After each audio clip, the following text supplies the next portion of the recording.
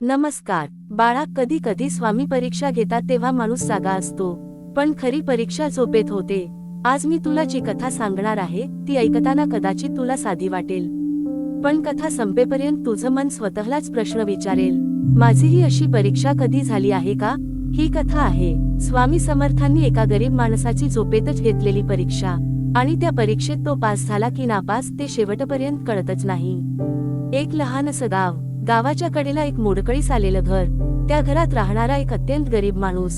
ना पक्क छप्पर, ना पुरेसं अन्न, पण मनात एकच गोष्ट भरलेली, स्वामींवर अढळ श्रद्धा. दररोज पहाटे उठून तो आधी हात जोडायचा आणि म्हणायचा, स्वामी, आज जे मिळेल ते तुझ्या मर्जीनं. त्या दिवशी मात्र काही वेगळंच घडलं. तो माणूस संध्याकाळी उपाशीच झोपला. पोटात आग, शरीर थकलेलं, डोळे मिटले आणि झोप लागली. तेवढ्यात स्वप्नात त्याला स्वामी समर्थ दिसले. तेच तेजस्वी रूप, तेच गंभीर डोळे, आणि स्वामी म्हणाले, बाळा उठ. तो दचकून उठला, घामाने भिजलेला. समोर पाहतो, स्वामी प्रत्यक्ष उभे. स्वामी म्हणाले, बाळा, तुझ्या घरात एक वस्तू आहे, ती घेऊन मला दे. गरीब माणूस गोंधळला. घरात आहे तरी काय? फाटकी चादर, तुटलेली भांडी, आणि एकमेव मौल्यवान गोष्ट, त्याची जुनी फाटकी पण जीवापाड जपलेली पांघरूण. त्याच पांघरुणावर तो रोज झोपायचा. थंडी पावसात तेच त्याचं संरक्षण होतं. त्याच्या मनात विचार आला, स्वामींना हेच हवे का? मन घाबरलं, हात थरथरले. क्षणभर मन म्हणालं, हे दिलं तर उद्या मी काय करणार?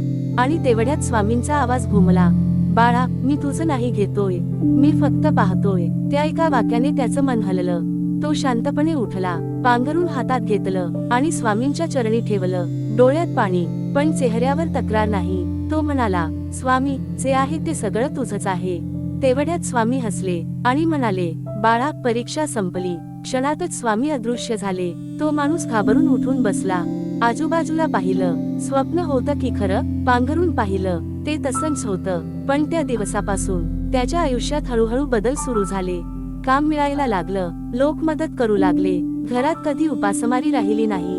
पण सगळ्यात मोठा बदल त्याच्या मनात झाला. तो म्हणायचा, स्वामींनी मला पांघरून मागितलं नव्हतं, स्वामींनी माझा अहंकार मागितला होता. कथा इथे संपते, पण प्रश्न इथे सुरू होतो.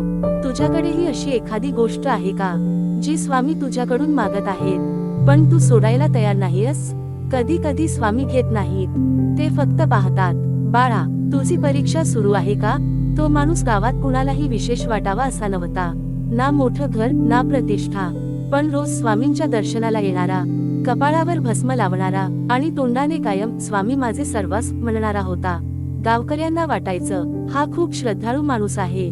पण बाळा, माणसाचं बाहेरचं रूप आणि आतलं मन हमेशा एकसारखं नसतं. या माणसाचंही तसंच होतं. बाहेरून तो शांत, नम्र, स्वामींचा भक्त, पण आतून तो कायम भीतीत जगत होता. भविष्याची भीती, गरिबीची भीती, आणि सर्वात मोठी भीती, आपलं सत्य कुणाला कळेल याची. त्याच्या आयुष्यात एक मोठी अडचण होती. त्याच्यावर कर्ज होतं, थोडंसं नाही तर त्याच्या कुवतीपेक्षा जास्त. कर्ज फेडण्यासाठी तो रोज देवाला नवस बोलायचा. स्वामींसमोर उभा राहून म्हणायचा, स्वामी, मी खूप प्रामाणिक आहे, मी कधी कुणाचं वाईट केलं नाही.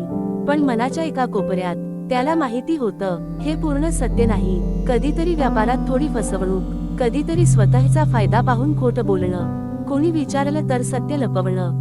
त्याला वाटायचं, हे सगळं लहान आहे, देव काय बघणार? पण स्वामी समर्थ लहान मोठं पाहत नाही, ते मन पाहतात. त्या दिवशी तो खास स्वामींच्या दर्शनाला आला होता, कारण त्याची अडचण वाढली होती.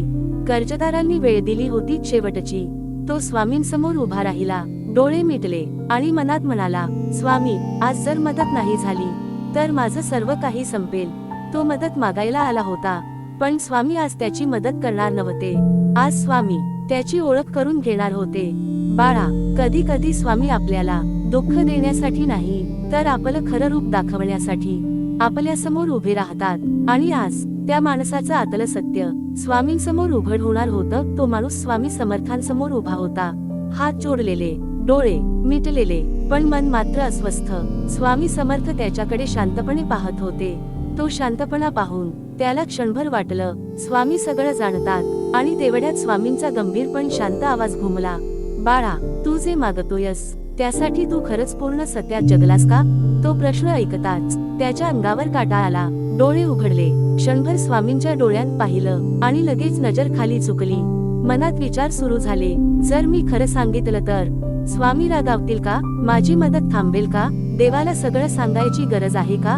घाम कपाळावर जमा झाला, हृदय जोरात धडधडू लागलं. स्वामी समर्थ शांत होते, पण ती शांतता त्याच्या मनावर दडपण टाकत होती. क्षणभर त्याच्या मनात सत्यावर येत होतं, पण भीती त्यावर भारी पडली. आणि तो बोलला, स्वामी, मी नेहमी प्रामाणिकच वागलो आहे. मी कधी कुणाची फसवणूक केली नाही. शब्द बाहेर पडले, पण मन आतून ओरडत होतं, हे खोटं आहे. तो खोटं बोलला होता. स्वामी समर्थांनी काहीच उत्तर दिलं नाही. ना राग, ना हसू, ना आशीर्वाद, फक्त एक नजर. ती नजर रागाची नव्हती, ती नजर करुणेची होती, पण त्यात एक वेदना होती. जणू स्वामी म्हणत होते, बाळा, मी तुला प्रश्न विचारला नव्हता, मी तुला संधी दिली होती. तो माणूस ते समजू शकला नाही. त्याला वाटलं, स्वामी काही बोलले नाहीत म्हणजे सगळं ठीक आहे.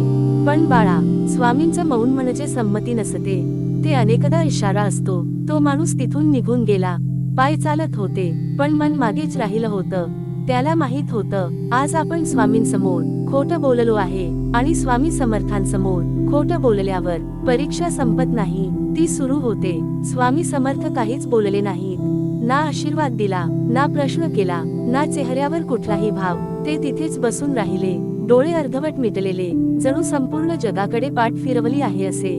तो माणूस थोडा वेळ तसाच उभा राहिला.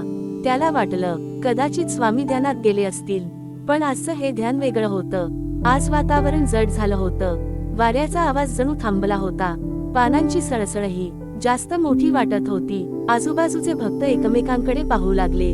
कोणी काही बोलत नव्हतं, पण सगळ्यांच्या मनात एकच प्रश्न, स्वामी इतके शांत का आहेत? त्या शांततेत तो माणूस स्वतःलाच ऐकत होता. त्याच्या कानात स्वामींचा प्रश्न घुमत राहिला, तू खरंच सत्यात जगलास का? त्याला जाणवलं, स्वामींचं हे मौन रागाचं नाही, हे मौन त्याच्या मनातली घाण वर आणण्यासाठी आहे. पण तो अजूनही ते स्वीकारायला तयार नव्हता. स्वामी समर्थ उठले, हळूच चालू लागले, आणि त्या माणसाकडे एकदाही पाहिलं नाही.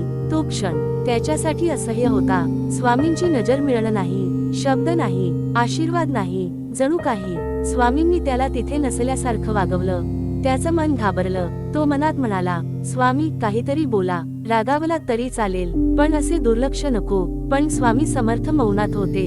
आणि बाळा, स्वामींचं मौन 1000 शब्दांपेक्षा जास्त बोलतं. त्या मौनात त्याच्या आतली भीती वाढत गेली, अस्वस्थता वाढत गेली.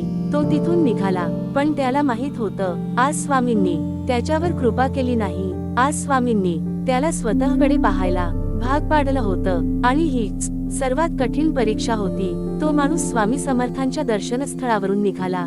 पाय आपोआप चालत होते, पण मन मात्र अजूनही तिथेच अडकलेलं. स्वामींचं मौन त्याच्या कानात सतत घुमत होतं. घरी पोहोचल्यावरही त्याला शांत बसता येईना. नेहमीसारखी झोप त्या रात्री आली नाही. दुसऱ्या दिवशी सकाळ झाली, पण दिवस काहीतरी वेगळाच होता. तो कामासाठी बाहेर पडला. रोज मिळणारी मजुरी त्या दिवशी मिळाली नाही. तो मनात म्हणाला, आज नसेल, उद्या मिळेल. पण दुसऱ्या दिवशीही तेच झालं. तिसऱ्या दिवशी ज्या माणसाकडून त्याला पैसे येणार होते, तोच माणूस टाळू लागला. छोट्या छोट्या गोष्टी हळूहळू वाढायला लागल्या. घरात अन्न कमी पडलं, उधारी मिळेनाशी झाली. ज्या लोकांची ओळख होती ते अचानक दूर झाले.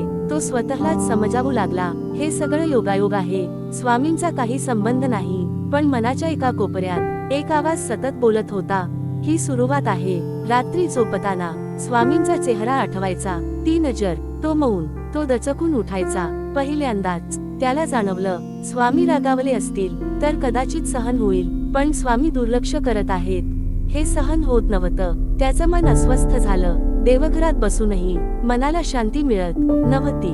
कारण बाळा, बाहेरचं संकट सहन करता येतं, पण आतली अपराधी भावना जाळून टाकते. आता त्याला हळूहळू हे समजू लागलं, स्वामी त्याला शिक्षा देत नाहीत. स्वामी त्याला त्याच्याच खोट्याचं ओझं उचलायला लावत आहेत. आणि हे ओझं पैशांपेक्षा जड होतं. दिवस जात होते, आणि प्रत्येक दिवस मागच्या दिवसापेक्षा जड होत चालला होता. आता फक्त लहान अडचणी नव्हत्या, आता संकट उघडपणे उभं राहिलं होतं. ज्याचं कर्ज त्याच्यावर होतं ते लोक घरापर्यंत येऊ लागले. आवाज चढू लागले, शब्द बोचू लागले. पहिल्यांदाच त्याला अपमानाचा अनुभव आला. त्याचं डोकं खाली झुकलं. तो काहीच बोलू शकला नाही, कारण त्याच्या मनात स्वामींचा तोच प्रश्न घुमत होता, तू खरंच सत्यात जगलास का? रात्री घरात अंधार होता, दिवा लावायला तेल नव्हतं, पोटात भूक होती पण तक्रार नव्हती. त्या अंधारात बसून तो स्वतःशीच बोलू लागला, स्वामी, मी काय एवढं मोठं पाप केलं आहे का? आणि तेवढ्यात त्याच्या मनाने उत्तर दिलं, पाप मोठं नव्हतं पण खोटं होतं. त्या क्षणी त्याला सगळं स्पष्ट दिसू लागलं. स्वामींनी त्याला कर्जामुळे नाही, गरिबीमुळे नाही, तर खोट्यामुळे इथे आणलं होतं. त्या रात्री त्याला झोप लागली पण ती झोप नव्हती, ती अस्वस्थता होती. स्वप्नात पुन्हा स्वामी समर्थ दिसले. ते काही बोलले नाहीत, फक्त त्याच्याकडे पाहिलं. ती नजर आता कठोर नव्हती, ती वेदनादायक होती. जणू स्वामी म्हणत होते, बाळा, मी तुला त्रास देत नाही, मी तुला जाग करतोय. तो दचकून उठला, डोळ्यात पाणी होतं, हृदय हलकं झालं होतं. पहिल्यांदाच त्याने मनापासून मान्य केलं, स्वामी, मी चुकलो. आणि बाळा, जिथे माणूस स्वतःला दोष देतो तिथूनच कृपा सुरू होते. तो माणूस रात्री जागा झाला, डोळे पाणीने भरलेले, मन तुटून गेलेलं, हृदयात खोटेपणाचं ओझं वजनासारखं बसलेलं. स्वामींच्या नजरेची आठवण सतत होत होती. जणू त्यांनी त्याला सांगितलं, तुझ्या मनात जे खोटं आहे ते तुला स्वतः स्वीकारावं लागेल. तो माणूस घाबरला नाही, फक्त स्वतःशी बसून म्हणाला, मी खोटं बोललो. मी सत्य सांगण्याआधी भीती बाळगली. डोळ्यात पाणी, हृदयात वेदना आणि मनात एक नवीन जागृती. त्याने श्वास घेतला, मान खाली करून स्वामी समर्थांसमोर उभा राहिला. स्वामी, मी खोटं बोललो, मी त्रास दिला, मी सत्य लपवलं, मला माफ करा. त्याच्या शब्दांत नुसतं पश्चात्ताप नव्हता, ती खरी ओळख होती, त्याच्या अंतःकरणाची साफसफाई. स्वामी समर्थ काही बोलले नाहीत, फक्त त्याच्याकडे पाहिले. आणि त्या पहिल्याच क्षणापासून त्याला जाणवलं, स्वामींची कृपा केवळ बाहेरील गोष्टींवर नाही, मनाच्या खऱ्या स्वीकारावर येते. तो माणूस श्वास घेऊन शांत झाला, डोळ्यातली भीती गायब झाली, त्याच्या अंतर्मनात प्रकाश जळला. पहिल्यांदाच त्याला समजलं, स्वामींच्या कृपेची खरी ताकद स्वतःच्या सत्य स्वीकारण्यात आहे. त्या रात्री त्याने झोप शांतपणे घेतली. पोट भुकेने हलकं असलं तरी मन संपूर्ण हलकं स्वामींच्या कृपेचा अनुभव घेतलं. बाळा, हीच खरी परीक्षा आहे. खोटं बोलणं केवळ परिणाम आणतं, पण खोटेपणाचा स्वीकार केल्यावरच सत्याची प्रकाशरश्मी आपल्या जीवनात येते. दुसऱ्या दिवशी तो माणूस पुन्हा स्वामी समर्थांच्या दर्शनाला आला. हृदय धडधडत होतं, हात थरथरत होते, पण डोळ्यात निर्धार आणि मनात खरी जिद्द होती. तो स्वामींच्या चरणी उभा राहिला, मान खाली करून म्हणाला, स्वामी, मी खोटं बोललो, मी सत्य लपवलं, मी भीतीमुळे आपले मन नाही दाखवले, मला माफ करा. मी पुन्हा प्रामाणिक राहीन. त्याच्या शब्दांमध्ये भीती नव्हती, फक्त पश्चात्ताप आणि सत्य स्वीकारण्याची शक्ती होती. स्वामी समर्थ त्याच्याकडे पाहिले, त्यांच्या डोळ्यात ती तीव्र कृपा दिसली, जणू म्हणत आहेत, बाळा, तू शिकलंस, तू तयार आहेस. त्याला जाणवलं की आता फक्त स्वामींचा आशीर्वाद नाही, तर त्याच्या स्वतःच्या अंतर्मनाची शांती मिळाली आहे. स्वामी समर्थ हसले, नजरेत प्रेम, करुणा आणि मार्गदर्शनाचा प्रकाश होता. त्यांनी फक्त एक वाक्य म्हटले, बाळा, खोटं बोलणं म्हणजे स्वतःच्या नशिबाशी फसवणूक करणे. सत्य स्वीकारल्यावरच मनाला शांती आणि जीवनाला प्रकाश मिळतो. तो माणूस त्या वाक्यांवर मनापासून विचार करू लागला. सगळा भार हलका वाटू लागला. दुःख अजून थोडं होतं, पण त्यात एक नवीन ऊर्जा होती. त्या दिवसापासून त्याच्या आयुष्यात बदल घडू लागला. काम मिळू लागलं, लोक मदत करू लागले, घरात शांतता आणि समाधान वाढलं. पण सर्वात मोठा बदल त्याच्या मनात झाला, आतून प्रामाणिकपणा, भीतीवर विजय आणि स्वामींच्या कृपेचा अनुभव. आणि शेवटी तो माणूस स्वतः बोलायचा, स्वामींनी काहीही मागितलं नाही, फक्त माझं मन दाखवायला सांगितलं आणि मनाचे खरे रूप दाखवले, तेव्हा आयुष्य बदलले. कथा संपते, पण प्रश्न तुझ्यासाठी उरतो, तुझ्या आयुष्यात कधी स्वामींसमोर किंवा स्वतः समोर खोटं बोललास का? स्वामींची कृपा स्वीकारलीस का?